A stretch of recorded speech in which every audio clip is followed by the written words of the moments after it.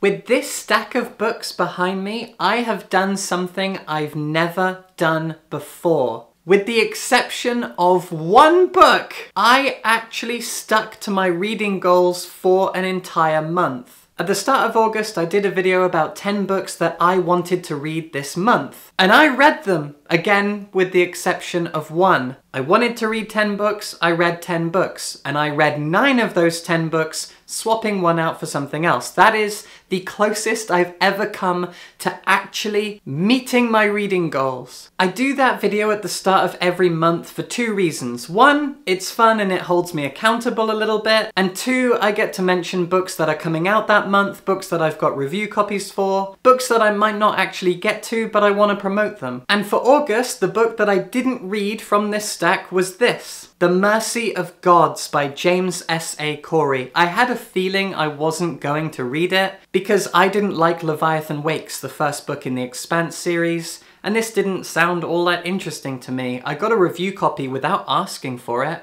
and I thought, well, I need to talk about it. Maybe I'll read it, maybe I won't, probably won't, didn't. So this is the one book I didn't read, and the book in this stack that I read instead was James. So let's start there. Here's everything that I read in August. James is the newest novel by genius, award-winning and celebrated American author Percival Everett. At the time of recording, this is on the long list for the Booker Prize. It's the only book on the list that I've read, but oh wow. This thing is special. I actually did a dedicated review of this, which I don't do that much anymore, but I needed to talk about this book in detail, so you can go watch that video if you want to learn all about this book and my thoughts. James is a special kind of novel. It's a retelling of Mark Twain's The Adventures of Huckleberry Finn, told from the perspective of Jim, the escaped slave. In this book, Jim is James, and that name switch is a very powerful thing, because in this book, language is a very powerful thing. Language is arguably the focus of this entire novel. There have been so many retellings lately of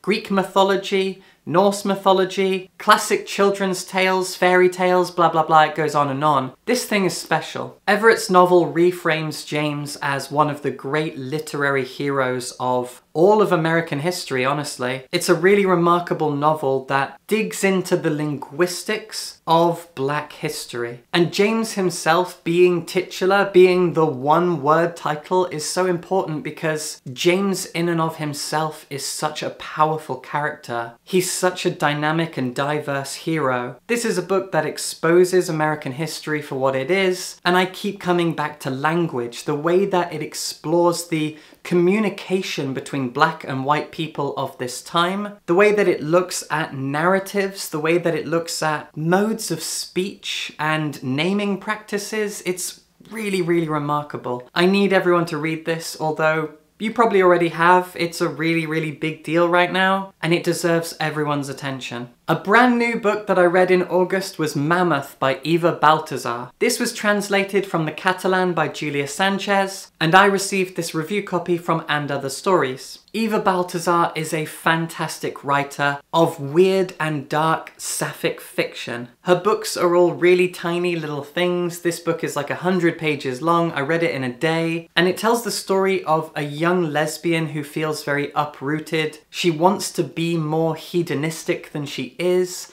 but at the same time there is one real thing that she wants out of life, and that's to have a baby. And so she kind of shelves the fact that she's a lesbian and tries to seduce and sleep with men so that she can get pregnant. It doesn't work at first, and so she just kind of keeps traveling, taking on odd jobs, ending up in weird places, and eventually she ends up living and working on a farm, and I can't really tell you much more because again, this is 100 pages long. I could recount the plot very, very quickly. It's a really intense thing. It is unsettling and possibly very, very triggering for a lot of people, but this is a character that I hugely related to.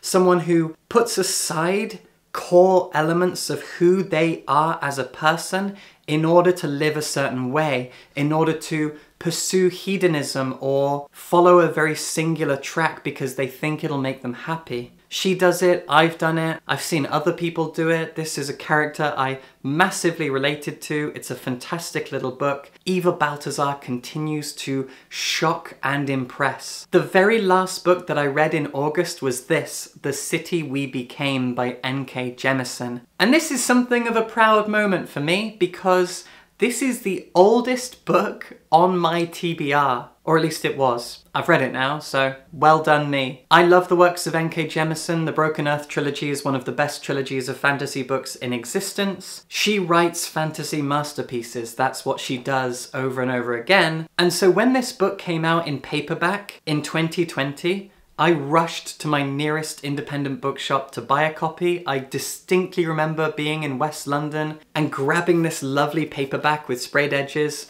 and then it sat on my TBR and it continued to sit there and get buried because I wasn't in the mood for fantasy. I haven't been in a fantasy mood for quite a while, as I've talked about a lot in the last few weeks, and so it just sat there, and 4 years is a long time to have a book in your bedroom just staring at you.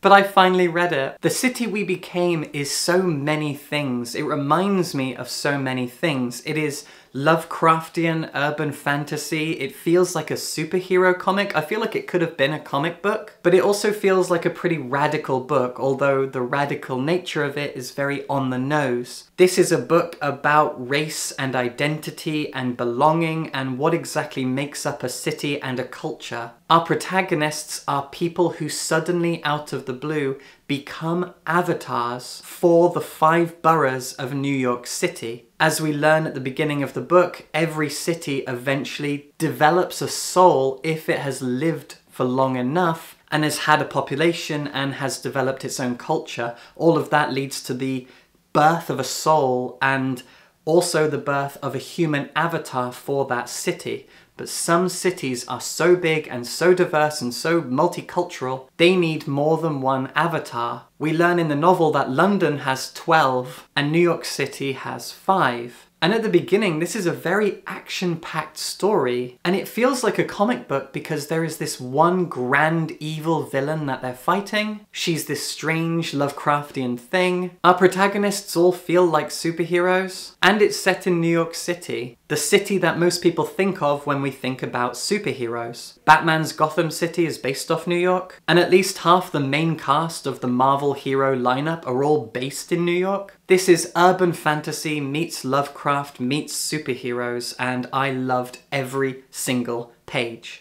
To get me ready for spooky season, I read this, another brand new book. This review copy was sent to me from Titan. This is Crypt of the Moon Spider by Nathan Ballingrud. I recently did a video on short horror books and this was on it. Again, I read this book in a day because it is 99 pages long and it is absolute pulp. If you love the works of Edgar Rice Burroughs, that's what this is. In fact, he is even referenced in this book because this is ridiculous pulp horror science fiction. It's set in an alternate history where we got to the moon a long time ago, and in 1923, a mental institution has been built on the moon on top of a cave which Victorian explorers discovered the corpse of a giant spider inside of.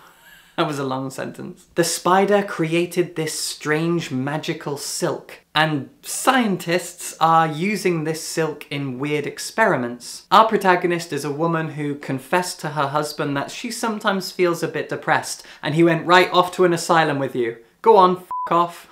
And so he takes her to this asylum on the moon. There she is experimented on by a mad scientist who uses moon spider silk to do weird things. It's a trippy book. I don't want to tell you too much more. Again, you can read it in a day. It's very strange, it's very uncomfortable, it's very claustrophobic, and I genuinely felt my skin crawling the entire time. A really bizarre, strange, brilliant little thing. I really want to read more of his stuff. I know he has a sci-fi novel called The Strange, which I think I'm going to track down soon, also published by Titan in the UK, I think. And that book also sounds super pulpy, so I'm excited. A few weeks ago, I spent about 5 days back in London. I was visiting and staying with my partner's family, and I took one book with me, one massive fantasy novel. I mean, I bought a few books while I was there, but I took just one, and I read it, and it was wonderful. This is The Black Coast by Mike Brooks. I talked about this book a little bit in a video recently where I kind of discussed with myself about how long fantasy books tend to be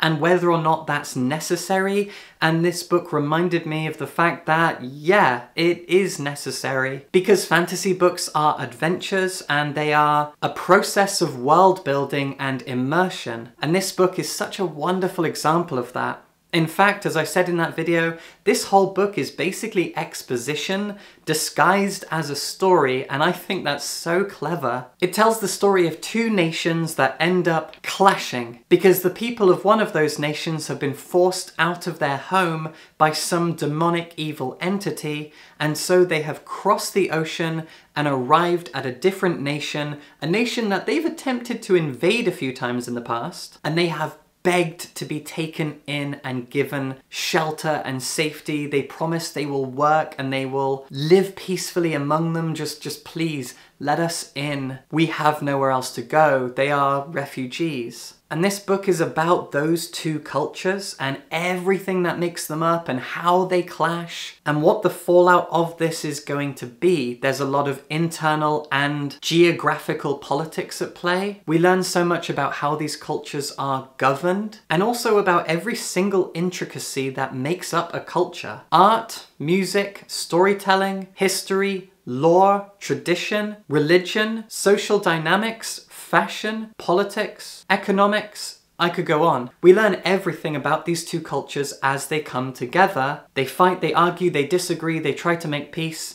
It is brilliant, absolutely fascinating. It's also wonderfully queer. Mike Brooks is clearly a good ally. Or he might be queer himself, I actually don't know. But he's done his best to do some good representation in this, and there are interesting linguistic elements to it as well. He borrows some of the tonal elements from languages like Mandarin and tries to incorporate them really nicely into the linguistic flourishes and rules and dynamics of these cultures. I could go on and on and on. This is genuinely such a good exercise in world building and the exploration of culture through a fantasy lens. It's brilliant stuff. Another brand new book that I read this month was the sequel to I Want to Die But I Want to Eat Tteokbokki. I want to die but I still want to eat tteokbokki. This was written by Korean author Baek Se-hee and translated into English by my good friend Anton He. Now, during August, I actually got to interview Anton. He was doing a UK tour. He came to Glasgow and I interviewed him at the Waterstones on Argyle Street. It was a really great event. I had a wonderful time, but I was there interviewing him about his debut novel, Toward Eternity, which I talked about last month. In fact, I did a whole review of it if you want to go watch that. But while we were sat there, I had to ask Anton about how the name of this book came around, because the day before interviewing him, I read this. I asked Anton if he was tempted to call it I Want to Die But I Want to Eat Tteokbokki, like Fast and the Furious. And he said, yeah. He said he went through a bunch of different things, and he landed on I Want to Die But I Still Want to Eat Tteokbokki, inspired by the 90s slasher films I Know What You Did Last Summer and I Still Know What You Did Last Summer. I thought that was wonderful. I was so happy that he said that. And he also told me that he turned to the publisher and said, okay, this is the idea that I have. And they went, well, that's good because we have the same idea. As for what it's about, well, it might be a sequel, but you can definitely just jump in and read this if you want to. Both of these books are transcripts of the author going to therapy. She has kind of a persistent low mood. She's always a little bit depressed, and she has been for her entire life. And so she finally got herself a therapist, and she decided to, with the therapist's permission, record and transcribe all of their sessions and publish it in order to give people who don't suffer with mental illness a look into the life and experiences of someone who does. And it also works as wonderful comfort food for people like myself who do struggle with anxiety and depression. I relate to so much of this book. I feel comforted. I feel a lot less alone in my struggles, as will most people who struggle with depression or anxiety or both and read this book. This and the original are both fantastic explorations of depression and therapy. Another wonderfully unique fantasy novel that I read this month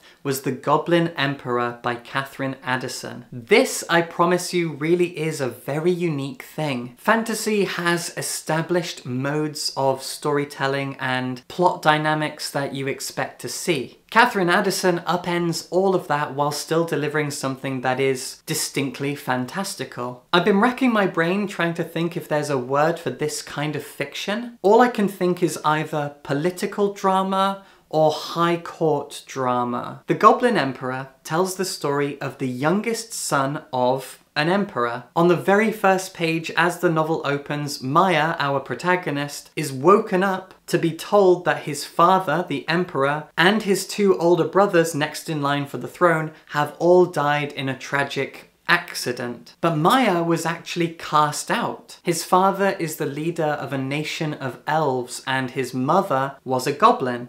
Hence the title. After his mother died, he was just sent away to go live with some cousins in a different nation. But he is next in line for the throne, and so he is whisked back into palace life, and he has to navigate it as he is crowned emperor, and there is so much for him to learn. This entire book is high court drama. It is like if Game of Thrones was entirely set in the Red Keep at King's Landing. It's all about the close-knit politics of a palace, of a government, as Maya figures out who to trust, who he can't trust, who's going to betray him, whom he should keep close and promote to be by his side, which advisors are actually advising him, who wants to usurp him and maybe kill him. There are so many dynamics at play here. And at the front of the book is a list of persons, places, things, and gods. And this list is like 10 pages long. There is so much world in here. And for that reason, I don't know if it'll click with everyone. It is one of the highest rated fantasy books I've seen on Goodreads.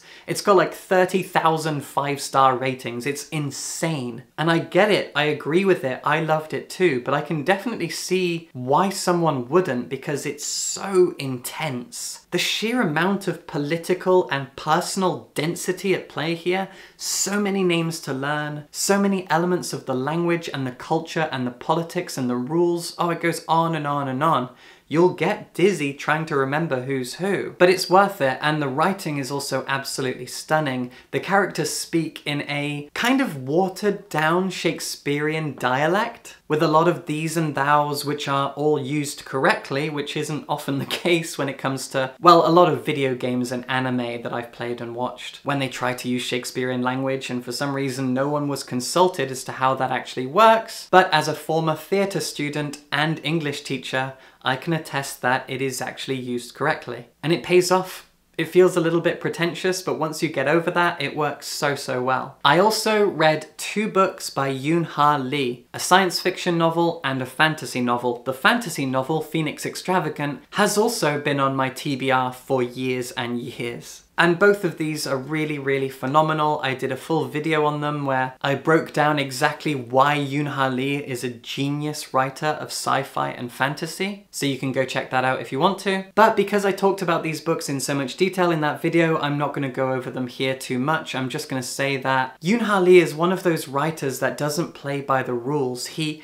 ignores them. He pretends as though the rules of fantasy and sci-fi don't exist, and therefore he does weird and crazy things with his worlds and his characters and his plots. YunHyun Lee is also a trans guy, and so Nine Fox Gambit has some trans metaphors at play, and Phoenix Extravagant actually has a non-binary protagonist, and it's really nice to see that level of inclusion and thoughtfulness put into this, although it's not difficult, the author is trans. YunHyun Lee is also Korean American, and Phoenix Extravagant is very much a thinly veiled allegory for the Japanese occupation of the Korean peninsula in the early 20th century. The land that the book is set in is very obviously Korea, the occupying empire is very obviously Japan, they've got a bunch of advanced tech from the West, and our protagonist is involved in a rebellion / uprising. But what's even more unique about Phoenix Extravagant is that our protagonist isn't a prince, they aren't a warrior or a soldier, they are an artist. And that's very, very unique. Another unique thing is that Nine Fox Gambit is a novel about how complex, universally agreed upon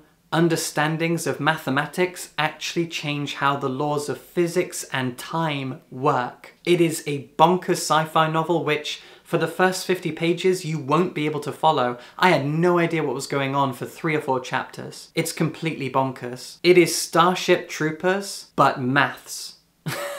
Go watch my video if you want to know more about both of these. Finally, I also read A Court of Thorns and Roses by Sarah J. Maas. Anyway, that's everything I read this month. I really hope you enjoyed. Let me know in the comments what you read this month. Support me on Patreon if you'd like to, and if you enjoyed this video. And as always, subscribe for books.